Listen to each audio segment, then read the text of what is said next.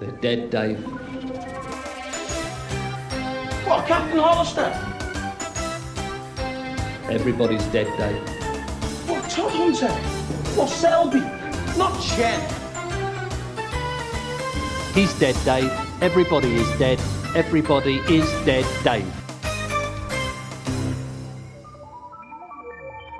Hello everyone, and welcome back to Everybody's Dead Dave, a Red Dwarf review podcast, hosted by myself, Adam Martyn, and my regular co-host... Philip Hawkins, that's me. That is him indeed. And today it's that time again, folks. We are joined by a special guest. We are joined by the man who created our intro, if you watch this on YouTube, the video intro. But he also has a channel of his own of over 20,000 subscribers, and he's done all sorts of videos. Introducing George Sheard. How you doing, George? Hello. I'm good. I'm looking forward to talking about Red Dwarf. It's not something I've done. I've done so much on YouTube and podcasts, and I've never talked about Red Dwarf. This is really weird, but I'm looking forward to it, so this is good. That's awesome. So just for clarification then, because obviously those who are regular listeners will know the basic premise was Phil's been watching for a very long time. This is my first time around, like completely.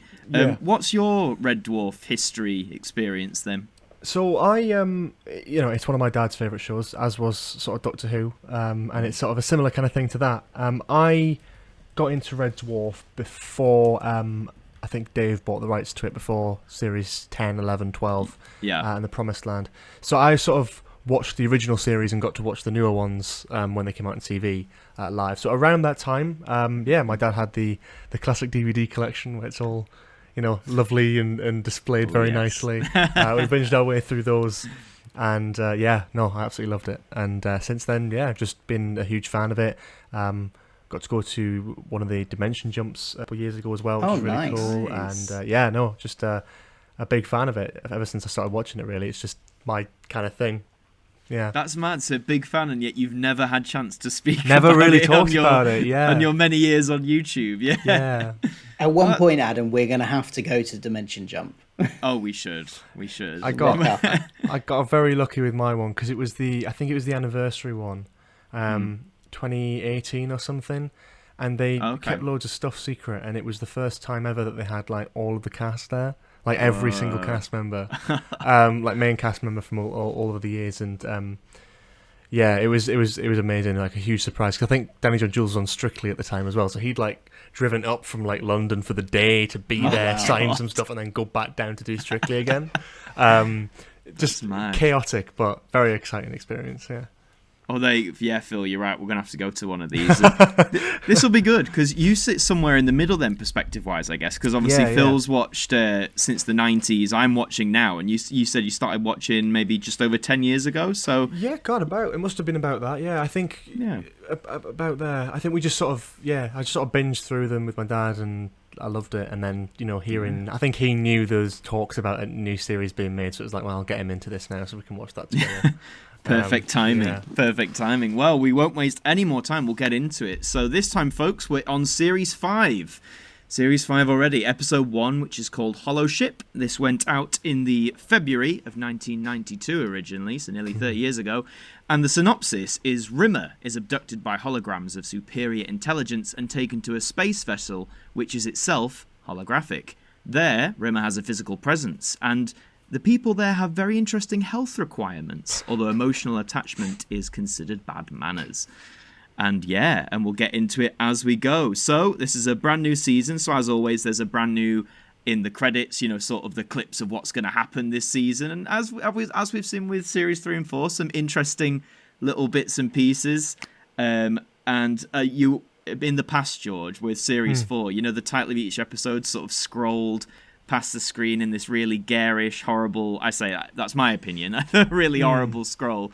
It's still there, Phil, but like a bit more subdued this time. It's just along the bottom. It's on the bottom. It's the text isn't as garish. It's not as chunky. Yeah. It's a bit thinner. Yeah.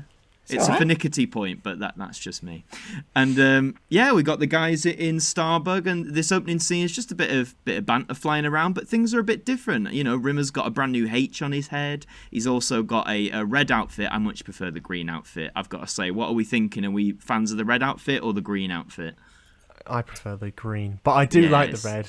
Oh, do you? Yeah, I need to be careful what I say about these things because you're sort of watching this for the first time, aren't you, Adam? So I don't want to. I don't want to I don't want to list off all my favourite potential Rimmer outfits that you may or may not have seen. You know. Oh, that's fair. That's fair. No, Phil has to do that sometimes. I do miss the hat though a little bit as well because that was just funny. The little hat with the little antenna that he had for like a handful of episodes last series.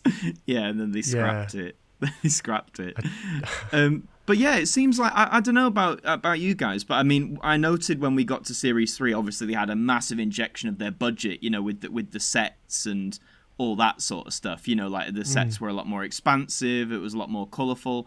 And I don't know, this time it seems like there's been a very small reskin of some things, like we said, like costumes and sets. So maybe it got a little bit of budget boost again. Yeah, I think there's always sort of a vibe like that I get with between Red Dwarf series, but I don't know. I think there's sort of like it's really weird because it does sort of change in sort of style from series to series, but it also has like significant eras. But then you can't really tell when they sort of move into each other. They start and end. Yeah, it's kind of weird. Like it gels together quite well. Yeah, no, absolutely. And this feels like a bit of a transitional year because they're starting to use Starbug a lot more.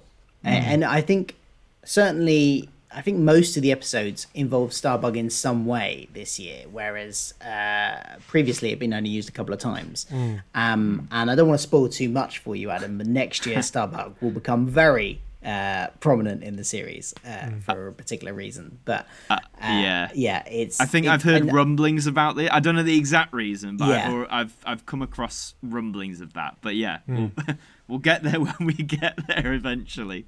But after a bit of banter, a Holoship appears. And I've got to say, I mean, the model on that Holoship, I think it's the best model I've seen in Red Dwarf so far, to be honest. I don't know what you two think, but I thought it looked fantastic. Yeah. Yeah, it was impressive visuals there. No, very impressive. And what was the two... Oh, but before it appears, I love the 2 minor drawbacks gag that Crichton does. Why don't we drop the defensive shields? A superlative suggestion, sir, with just 2 minor flaws. 1, we don't have any defensive shields. And 2, we don't have any defensive shields. Now, I realize that technically speaking, that's only 1 flaw, but I thought it was such a big one, it was worth mentioning twice. Yeah. Those jokes with Crichton, those sort of... The sort of almost like not dragged out ones, but the ones where you sort of know what's coming. It's just Robert Llewellyn does a great job with those jokes. Every single time nails it, and it's always funny. It never gets old. It's even on like rewatches and stuff. It's like it's always great. You're spot on, and it actually hits because almost a recurring theme of this podcast is that I often have a problem with jokes that either like feel like they're too long or, you know, are like drawn out. But I absolutely agree with you, though. Robert Llewellyn, 95% of the time, saves those sort of jokes for me, whether it's his expression or the energy he gives. He's just so good. Yeah, he's one of my standouts so far. And we've said in previous episodes, I've loved seeing him out of the makeup. You know, in the odd episode when he's either playing like a different character, when Crichton gets turned into a human. He's got like a Jim Carrey face. Yeah, Robert Llewellyn. To be honest, he probably enjoys that as well. Really, I can't imagine the makeup process is quite. Yeah, it's going to be a cruel process, surely. One thing we haven't mentioned is the soppy movie they're watching at the beginning there as well, which nicely ties in later on in the episode as well. I like the way they bring this back round to this at the end of the episode, which we could probably talk about more about then.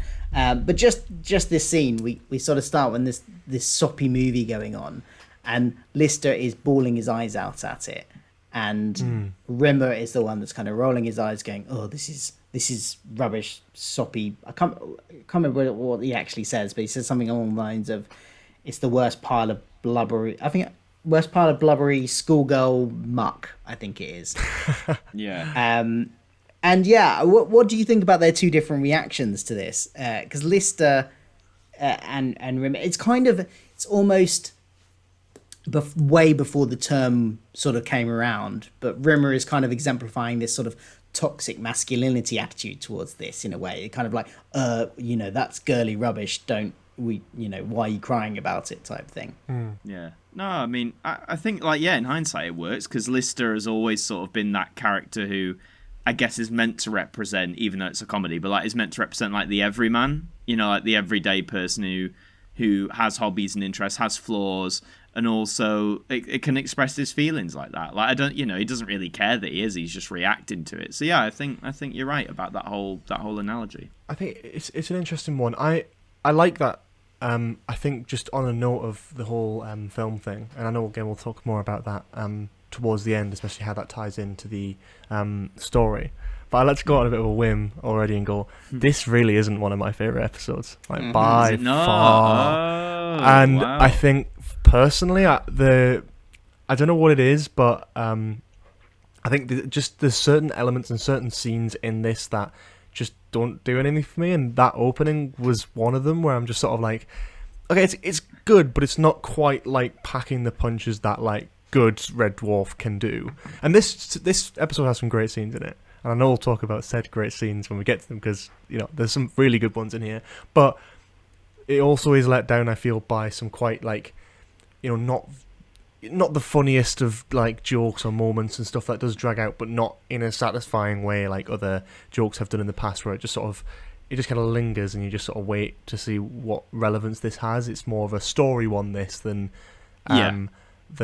a standard Red Dwarf episode, where it kind of relies on this having this film thing at the beginning and then having that payoff, that being the big joke, which really does work, but it does sacrifice a lot of the sort of normal sort of telling of Red Dwarf episodes, I find personally. But I mean, that's just how I interpret this one. Yeah. That's yeah. fair enough. I quite liked. I think when I first saw the scene, I thought, oh, okay, it's kind of just giving us this is like an everyday life on the ship type thing. This is what their day-to-day is like before we get into the action. So I didn't think it really was that consequential until obviously at the end, where it kind of loops back around to the themes of it, and I kind of saw the point of it. And given the end scene, I think I appreciated it a bit more then, I think.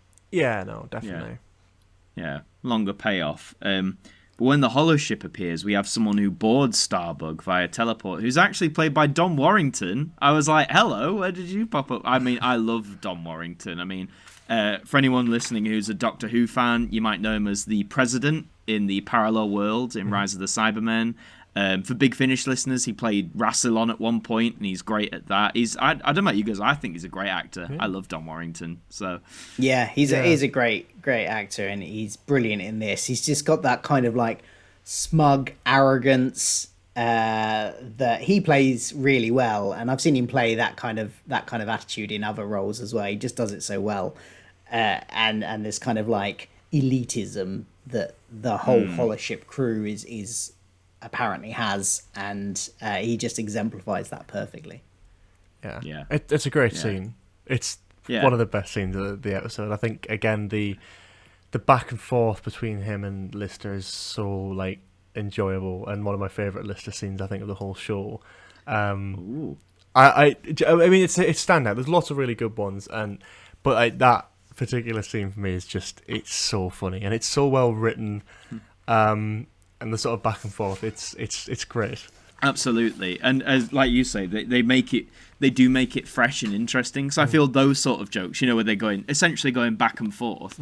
I think we've even had some on the show before where I've thought they've either gone on too long because they don't feel like they're being refreshed enough, or we're dragging it out. But the interaction between the two of them, like you said, George, just really kept it going, and it was a really nice scene. Yeah, and eventually we go to the Holoship, which is all white walls, very clean, very clinical, filled with holograms, and Rimmer has the revelation that he can now touch things, feel things, because he has a physical presence. As this is a Holoship, all holograms have that physical presence, which is something I guess we talk about it later, but we can mention it now. Like, Rimmer's wanted that, I think, for a long time. It's mentioned here and there in previous episodes, maybe like a throwaway line of, oh, how I wish I could touch or do this or do that. But this, I guess, is the episode so far, anyway, that has really given Rimmer the chance to develop that. Like you said, George, this doesn't feel like a typical Red Dwarf episode, in the sense that there are many moments I found, anyway, I don't know what you two think, that are played more for the drama than the comedy sometimes. Yeah, I think it's, on mine, I think it's quite a weak series opener. to throw in like much more of a Rimmer focused episode, which is obviously totally fine. But I think like if you really look at the episode, I mean, it is got a decent story in it. But then I look at it and go like, was Kat even given like more than 3 lines in this?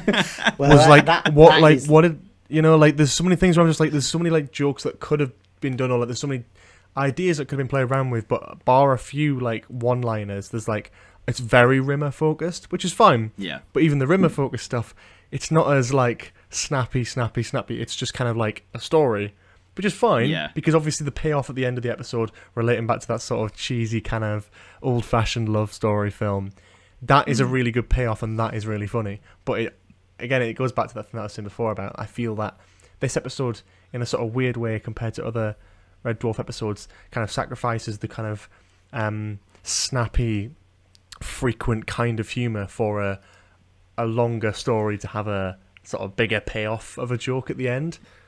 Yeah. I'm not sure whether it's worth it or not. That's. You I mentioned think, the cat hardly having anything to do or say in this episode, and that is pretty much how we spent the first 2 series of this review. Mentioning that every episode, because I think until series 3, Cat was kind of an extra, basically, that had the occasional line, and you're right, it kind of feels a bit like they went back to that here, I think. Yeah, absolutely. And once he's on the ship, though, you know, he's talking to all these different holograms about what life's like there.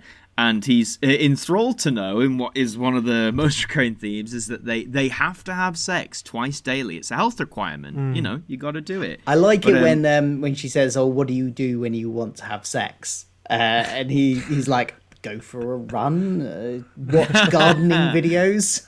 Typical Rimmer stuff. But of course, no emotional connection. That's bad. It's got to be meaningless. I mean, what did you two think of this whole? Again, obviously this is one of the elements played for comedy. Did you feel it worked? That because I think sex is a comedy topic. You know, it can so easily be done for like the crass sense where it's not that funny. You're just going for like the shock value. But how did you feel it weaved it in to this one? I think kind of well. I think when it comes to the topic of sex in Red Dwarf, specifically with Rimmer, it's always a joke at the expense of his virginity and lack of experience, which is always funny. I feel like out of those, though, again, I think this is one of the weaker examples of that. It still works. It's still funny. Seeing Rimmer be like, you know, twice a day, that's more than some people have in their lifetimes. That's just, it's just so naturally like him, and it is funny, but I don't know. I think it's an interesting idea, but again, like lacked that sort of snappy vibe. That I'm going to say that a lot in this podcast episode, because I think that's just this episode generally for me. Is it's like it's very different and very standout because it's different for me, especially after like watching all of it multiple times. It does stick out to me. It always sticks out, not for a good or bad reason, just because it's different, you know. Yeah. No, that's fair. What about you, it's Phil? a bit mixed. There are some elements of it, like the fact that it's mandated that you have sex twice a day, and the thing that really like is a little bit is that it's unpolite to refuse sex. And it's like, I was like, oh, okay, that's a bit all right then. But there's also some it is used for some amusing comedy. Again, like you said, George, usually at Rimmer's expense. I like the line where they're just him and I've forgotten is it Yavanna, the hologram that he kind Nirvana, of has the thing with. They've just had sex, and I think she refers to it being very different to her usual experience. You make love like a Japanese meal. Small portions, but so many courses. Yeah, I mean, it cuts quite dramatic because all of a sudden they're in the lift, and then we cut to afterwards. It's like, okay, Rimmer, Rimmer has had sex now in the show. It's canon, folks. It's not just Yvonne McGruger anymore. It's not just McGruger anymore. I forget about McGruger sometimes. I wonder if we'll see her again. No spoilers, please, lads. So Rimmer obviously is thrilled about this. You know, he's got a physical presence. He has sex twice a day. This is like what he's dreamed about. He wants to stay, but to stay, he has to pass an intelligence test. And he's terrified because all the others have such a high IQ. He's terrified that he's going to fail. So in typical Rimmer fashion, he wants to cheat and gets Crichton to do a mind-patching operation on him. And I've just got to say, that scene where like they're in the lab or like, you know, when he's on the table about to do the surgery, I know it's mainly about warning him of like the risks and stuff, but I don't know about you two. I felt that scene went on a little too long. I felt like they got the actual important info out of the way about, oh, but sir, it won't work because, you know, of this, and this. And he's like, right, yeah, do it. And then they just keep talking for a little bit. And I'm like, it didn't really add, do you know what I mean? I would have rather they just cracked on with it a little bit. That's a general theme with this episode, though. I think there's a lot of bits like that where it's like, I feel like they're just doing this because they haven't got a joke to put elsewhere at the moment, so they're just going to use this, and then they just didn't put anything else in after, so they just sort of left it.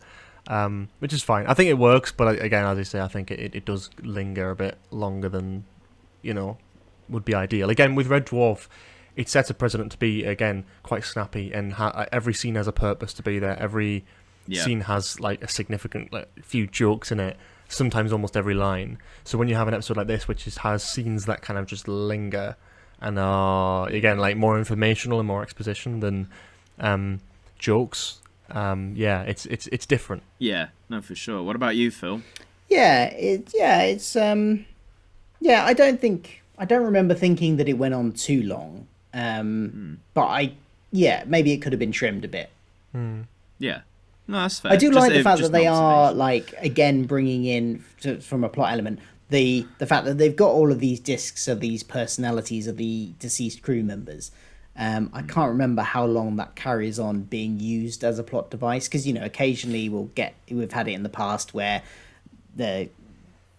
obviously Lister's been looking for Kachansky's disc or whatever, and it's just nice that they do remember that occasionally they've got these personalities of all the crew on file somewhere, and they actually make use of them, both here and also in the scene where they're interviewing for Rimmer's replacement, which is quite nice. Yeah. Although there's various things in that like, again, you can't take Red Dwarf, as we always say, you can't expect Red Dwarf to keep its continuity consistent, because it just doesn't care, and that's fine. But there were a couple of things about that interviewing scene which I loved, by the way. I did really love that interviewing scene, especially the way the woman reacts and goes, I don't really want to join your crew, thanks. This doesn't sound fun at all. But why is she wearing the same uniform as Rimmer? I was like, where's she got that from? Why is she wearing it? It's very odd. We never saw that be the standard issue uniform on the ship or anything. Yeah. But also, at that point, Rimmer comes back into the room. So at that point, Holly is supporting two holograms. I was thinking this when I rewatched it, which apparently was impossible. Yeah. One of those Red Dwarfisms, I think, like you say, you just go, just forget it. It's like I think with this episode as well, though, there's like a few things like that, because I questioned, like, why was Rimmer even on the Holoship in the first place if he wasn't allowed to stay there? Yeah, like there was never a reason. Like, he just sort of went there, had sex, and then was like, oh no, you can't stay here. It's like, but why is he there in the first place? Why did they bring him over? Yeah. Oh man, it's a bit odd. It's Red Dwarf's thankfully one of those shows where in our heads we have to go, we'll just let it slide. It's Red Dwarf. I mean, it's fine. There's a lot of moments like that. We've already encountered so many of them in the 4 seasons we've looked at so far. But the mind patching surgery seems to work, and Rimmer is now super intelligent. I've got Chris Barry acting intelligent is hilarious. Like, his expressions, the way he changes his voice, his inflections. I thought he was great. And when he's doing the test as well, you know, with the 2 keyboards and all that sort of stuff, I just thought he was great. I think whenever Chris Barry gets to do something that isn't just Rimmer, I think he has a whale of a time with it, and it's always a joy to watch. Whenever it's either be impressions of the other crewmates or just random impressions that he's pulling out of his arsenal, like, that's just you got to respect it. It's always a lot of fun.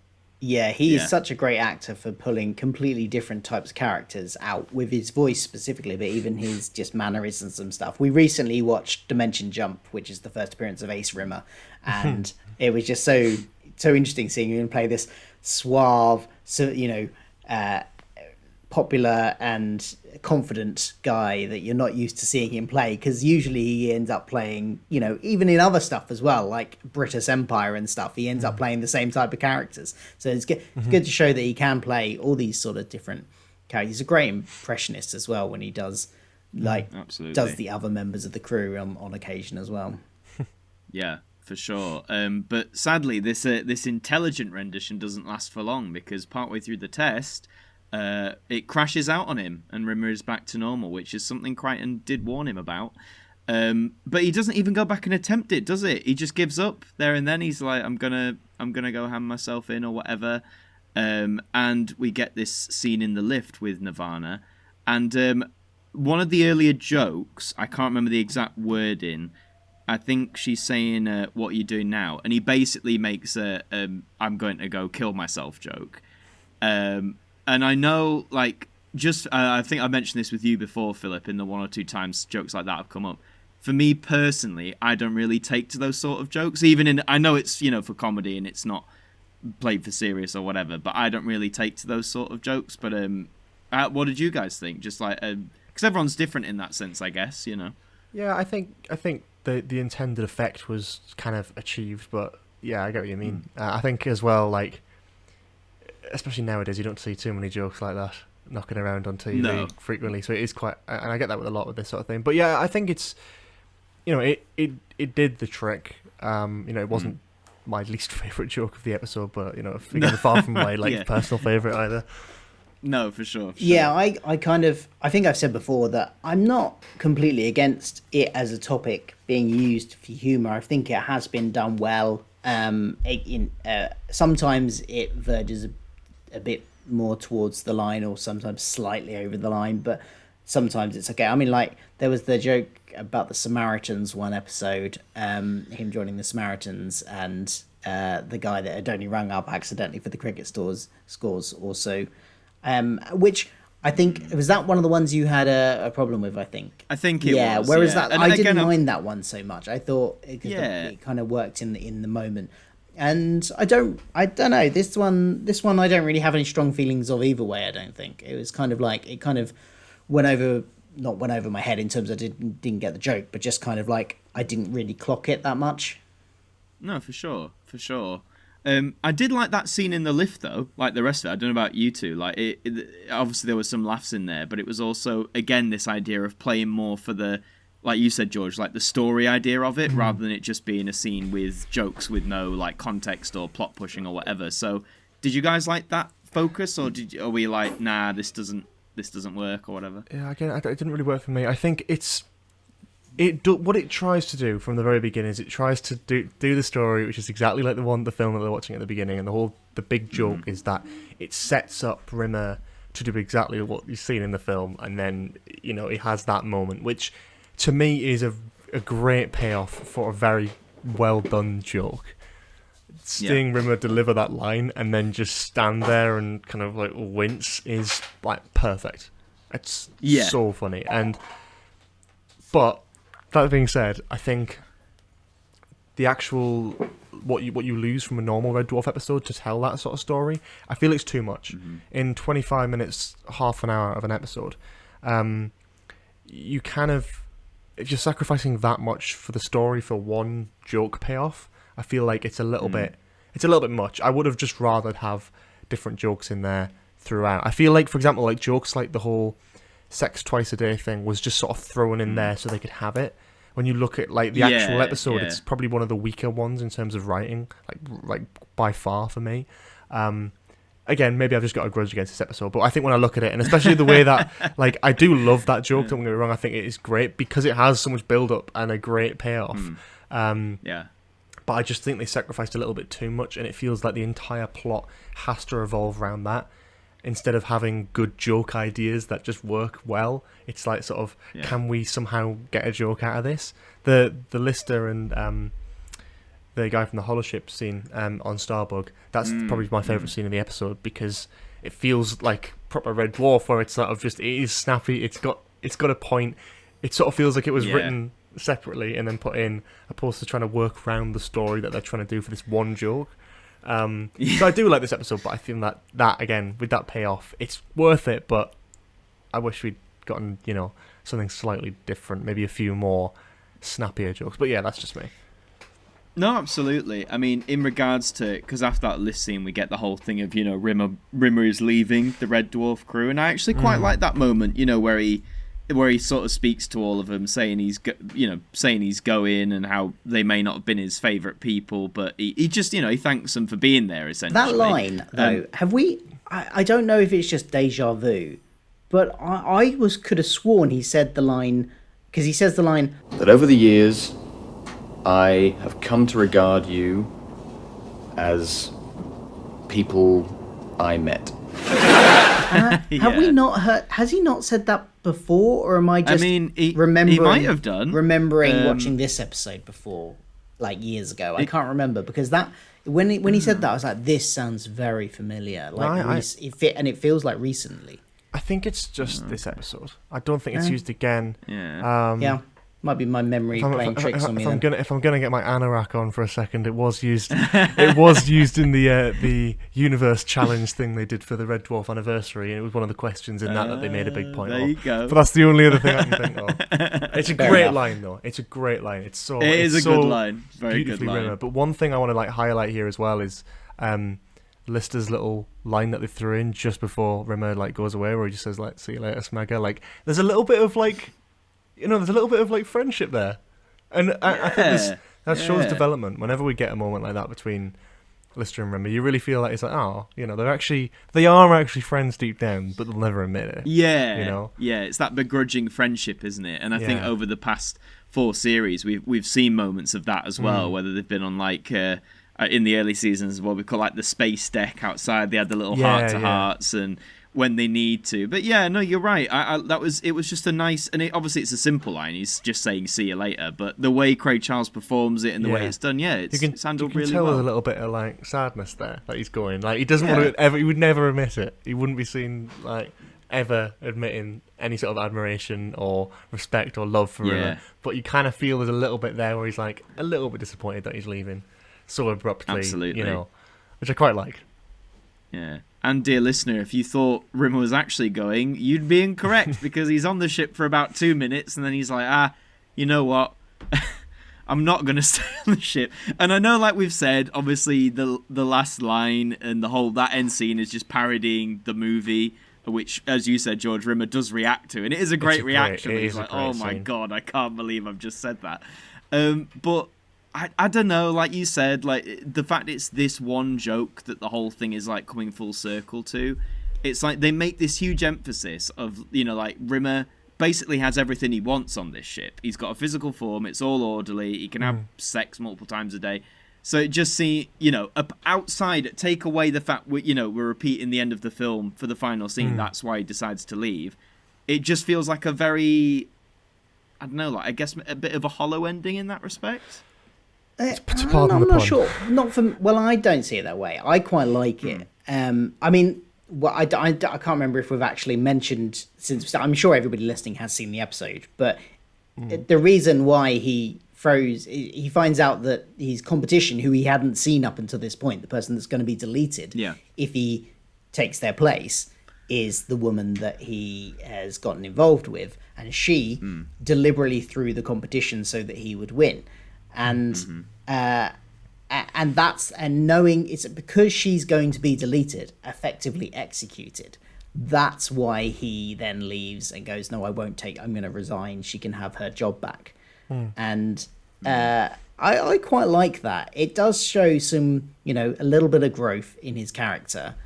And it ties in nicely to the beginning. I quite like the way thematically they set it up at the beginning without you knowing that this is the theme of the episode. And it's only towards the end of the episode that you kind of see what they were doing and go, okay, they're playing on that themes. And at the end he has the final gag of going, I can't believe I just said that, which is a nice little Rimmer twist to it at the end there, because if they'd just left it, you kind of feel like there's still the old Rimmer there because he's done that line. But that growth is kind of still there. He did make the sacrifice for someone else, which is something Rimmer very rarely does. Yeah. No, it is good character development, I'll give you that. I don't know what it was. I just think something about... I know it was all tying in. It did make me groan a little bit, which I know is probably the intention. But I don't know. It just didn't fully seal it for me. But what about you, George? Did it fully do it for you, that final? I like the line. Yeah. I think it's a good line. And I think, again...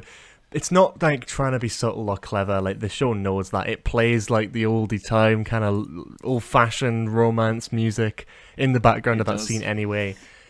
And yet I the think end the way come up in a cursive, like... Yeah, I mean, that's that's Yeah, just title brilliant. card, yeah. And I think with the way they shoot that as well, a lingering sort of close-up on Chris Barry doing that line, and there's like not cutting away, just having him sort of like pause, look away, and then go, oh, you can see him slowly realizing. And I think that's so like, it is a very satisfying payoff for that joke.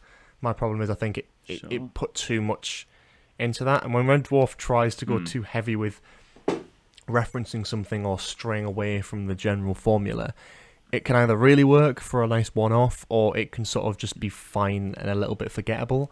And I feel like this falls a bit more into the fine and a little bit forgettable camp, to be honest. That's valid. And well, the only last thing I had was to say, with the end credits, it's a big thing, George. I'm big into me fonts and me end credits. It's a bit better than Series 4, Phil. That awkward purple line's gone. The blue fits a little bit better. Still don't like the font they use. Prefer the Series 1 to 3 font. I forgot to where's ask the panning shot of Red Dwarf? Oh, yeah.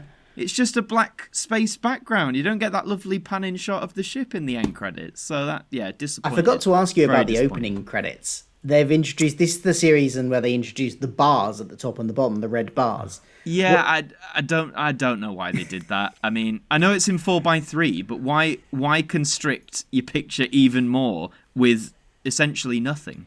Like, as you say, they are just red bars. They don't add, I think, anyway, they don't add anything. If they're trying to make it more cinematic, he would have filmed it in 16:9 or whatever, but yeah. I don't know. It looks ass. I don't know why they did that. I don't know why they did that. It looks so like, I don't know. It's just daft. My general in impression 4:3 as well, from everyone I've spoken to about like ever, or just seen comments on openings of Red Dwarf, is that this opening with the red bars is universally hated. So I was interested to see if you would come to the same conclusion without me saying anything. But it seems we maintain the universal hatred of the red bars. Yeah. By that standard, I hope then the red bars exist for just this one series. But we'll see. No spoilers. We'll see if they carry on. I'll have to learn to live with them. I don't know what they're trying to achieve with it. Is it red because Red Dwarf? Is it like? But it's not like an actual ship exterior. It's just like a sort of shit gradient. Like, I don't really know. It's just a bit. Yeah, and you just think, even if you imagine obviously because we're watching it on, I'm assuming all wide screens anyway. So we've got a lot of black at the sides. But in my head, I was like, I'm trying to imagine watching this on a 4:3 TV where the screen is like filled with this, and it still look awful because then like 50% of your screen is just these, as you say, vaguely red. Well, bars. incidentally, I tend to watch it on, because I watch it on BritBox. I tend to watch it on my phone, and. I don't know I can't remember if Netflix used to do this when we used to watch on Netflix, but it stretched it. So basically it turned it into a 16:9 format. And I don't know which bits of if I was missing bits of the shot because of that or what. But I think I might have to try watching it on a TV and seeing if it's any different. Actually, George, how did you watch it? What format were you watching on? DVD on a DVD. On a standard screen. So I'm wondering if it's a BritBox thing or if it's a formatting for the phone thing, that if I watched it on telly it would be different, or if it's done like what Disney Plus initially did with The Simpsons and literally cut off bits of the frame. I think it's probably daft. It's absolutely daft. Unless BritBox has got the Blu-ray versions. I don't know if they're widescreen though. I know my dad's got it. I'd have to check, but I have the Blu-ray versions and they aren't widescreen. Okay, well that answers really quickly. It's still presented. Well, from what I remember when I watched it, it is still in the 4:3, which I prefer it in the 4:3 in its original format anyway. But like we said, it just begs the question why they did it to begin with. But that is Holoship in a nutshell, folks. The opener of Series 5. So, George, as we said, we do regular segments. First is favourite character from this episode. This could be one of the mains. It could be someone who just had one line that really made you laugh. So, who is your favourite character from Holoship? It's got to be Rimmer, isn't it? Rimmer's great in this. Yeah. I mean, Chris Barry does a fantastic performance. Again, he gets to do all his bits and bats. He gets to pull his sort of cringeworthy sort of face where he hates what he's doing or something. He gets to just be the most Rimmer you could imagine, and then he also gets to pull out his impressions arsenal. I mean, he absolutely stole the show in this. And to be honest, if we're looking at especially the main crew, There's not too much else to go from the other characters, so... Yeah, they don't really Yeah, I get guess much. Rimmer did a great job. Yeah. No, sound choice, man. What about you, Phil? I'm going to go, because we always say it doesn't have to be somebody that did a lot in the episode. It can be just somebody that you just really liked one particular line from, or, you know, just something they did, or maybe you connect on an emotional level to them. Any particular reason at all is fine for a favourite character. So I'm going... It was quite a small role, but the hologram that beams over and starts reporting on them back on his little walkie-talkie back to the ship. Again, I can't remember the actor's name. You said it earlier. Oh, Don Warrington. That's it, Don Warrington. Don Warrington's character. It was the best scene of the episode, as George said, I think. And him and Lister together made that scene. It was just hilarious, and his smug sort of the way he dismisses them, you know, doesn't even acknowledge their existence really, other than as objects to report on. It just played so well. I loved it. Crew 3. One series, 4,000 mechanoid, almost burnt out. Give it maybe 3 years. Nothing of salvageable value. Ah, Phyllis sapiens, bred from the domestic house cat and about half as smart. No value in future study of this species. What have we here? A human being, or a very close approximation.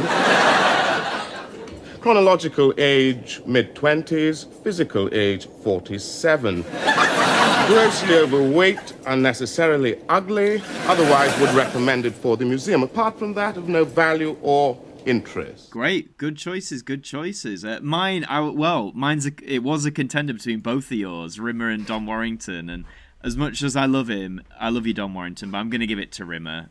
Like you said, George, I mean, yeah, this is really his episode. Chris Barry's acting, the way it's set up, the way he handles both the elements when they're trying to focus more on the drama than the comedy, and vice versa as well. He just does it really well. I guess he shows, with all the story's flaws, I guess he shows a lot of, you could say, range in this one, maybe, for the character of Rimmer anyway. So... yeah, I'm with you, George. It's got to be Rimmer. But then what about your funniest moment of the episode? Ooh. I mean, it's got to be that scene, isn't it? It's got to be the scene with Lister and the sort of little cigarette packet doing the whole... Yeah, it's great. Yeah. It's a great scene. Lister's a Red Dwarf. It's one of my favourite scenes from the show, generally. So absolutely, for this episode, it's my favourite scene. Funniest. Yeah, the writing, the way it's done, it lingers for the right amount of time. It doesn't overstay its welcome. It's just funny, and it's just solid Red Dwarf. Awesome. Awesome choice. Definitely have to completely agree. Specifically that moment in that scene where Lister goes, Lister to Red Dwarf. We have in our midst a complete smeghead when he's mimicking the other guy back. And then he's squaring up at one point to him, and he's like, we've got a hollow whip and we're gonna and he throws off his jacket and eats his cigarette, which apparently was not intended, according to the IMDb trivia section anyway. Craig Charles accidentally ate the cigarette. He hadn't intended to do that. He hadn't been told to do it. It just sort of happened. And in one of the outtakes, he's there's one of him just spitting that out and then going, oh, what did I do that for? But it was so good and worked so well that they just kept it in, and just that whole bit is brilliant. Lister to Red Dwarf. We have in our midst a complete smeg pot. Brains in the anal region. Chin absent, presumed missing. Genitalia, small and inoffensive. Of no value or interest. Absolutely. Well, I'm going to break tradition and not go with that scene. My funniest moment is actually just one line, and it's the line we've mentioned. It's got to be the whole, you make love like a Japanese meal. I don't know what it was. It just really sent me. Because obviously it's well written, and if you know Japanese food, it just works. And I don't know, I've said this before on the show, there are lines that might have no consequence on the overall story or tie into it, but for whatever reason just really send me. We had one a few weeks ago where, do you remember, Phil, it was the Paul Robeson gag? Oh yeah. You sound like Paul Robeson on Dope. And to anyone who doesn't know who Paul Robeson is, that would be which was whatever, me. But I didn't have a clue who Paul Robeson was. But that absolutely sent me. So yeah, that's my funniest moment, the Japanese meal. So good moment. And finally, George, we rate every episode out of 10 scutters. So how many scutters out of 10 would you give Holoship? That's a really rough one, because I think it's got some really great classic Red Dwarf moments in it, but at the same time, it's probably one of the weakest in terms of story and in terms of like consistent laughs. I'm gonna go for. We're rating it in scutters, are we? Right. Okay. 6 scutters out of 10. I think I'm gonna give this one. Ooh. Okay. Wow. That's one of our. When was the last time we had a 6, Phil? It's been a while. It's been a while. It's not our lowest score though. Our lowest score is still Body Swap. Yeah. All around. What? Really? Do you like that episode? Really? Yeah. I'm floored with that. Do you know what? You're the first, because most of our guests, I think, have watched Red Dwarf at least once, and every time we've said to them, "Oh, Body Swap's worse," they go, "Oh yeah, that one." But you're the first one who's maybe I need to rewatch it. But I just think that's brilliant. That was another episode we had a guest on. We had Billy Garrett John on. For that one. Man, and he didn't like that one either, like and neither did we. It's our lowest rated episode. Oh my god. Well, I suppose right after Polymorph, you're going to struggle to keep the quality up, aren't you? Yeah, after Polymorph, yeah.